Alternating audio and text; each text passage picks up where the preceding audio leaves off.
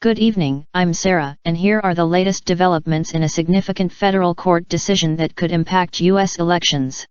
On Thursday, a federal court approved a new congressional map in Alabama that brings a substantial increase in the black. This change may represent an opportunity for Democrats in the upcoming 2024 elections, potentially affecting the balance of power in the U.S. House of Representatives. Currently, Republicans hold a narrow majority in the chamber. This decision by a three-judge panel marks a crucial milestone in a legal battle that saw the U.S. Supreme Court reaffirm a key component of the Voting Rights Act, a landmark civil rights law that has faced challenges in recent years from conservative justices. The Supreme Court's ruling in the Alabama case is expected to have ripple effects on similar court challenges to Republican-drawn maps in states like Florida, Louisiana, and Georgia. The central issue in the Alabama case revolved around whether the map created by the GOP-controlled legislature unfairly diminished the political influence of black Alabamians. Despite making up 27% of the state's population, black voters represented the majority in just one of the state's 7 congressional districts. The redistricting dispute drew national attention as it tested the strength of the decades-old Voting Rights Act and how judges would respond to what critics saw as defiance of federal court orders by Alabama officials.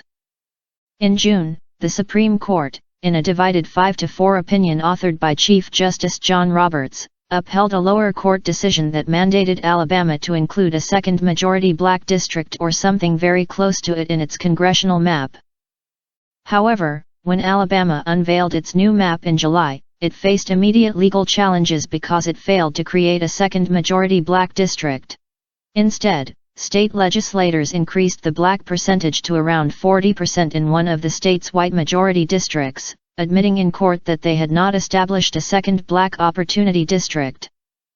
The same three-judge panel, which had previously overseen the case, expressed their concerns about Alabama's actions and invalidated the map. In their recent ruling, the federal judges, including 2 appointed by former President Donald Trump, noted that they were not aware of any other case where a state legislature, facing a federal court order to rectify the dilution of minority votes, responded by producing a plan that did not provide an additional opportunity district as required. The U.S. Supreme Court also recently rejected Alabama's second attempt to draw a map without a second black majority district or an equivalent.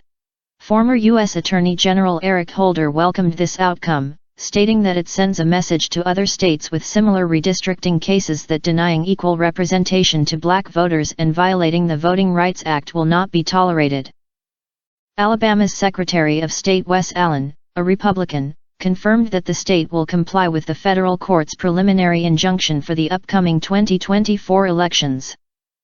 However, the legal battle over the map's use in future elections will continue during a full hearing on the case's merits. This decision has far-reaching implications, highlighting the ongoing struggle over voting rights and fair representation in the United States. Stay tuned for further updates on this story. I'm Sarah, reporting for TMC Channel. Population of a second district.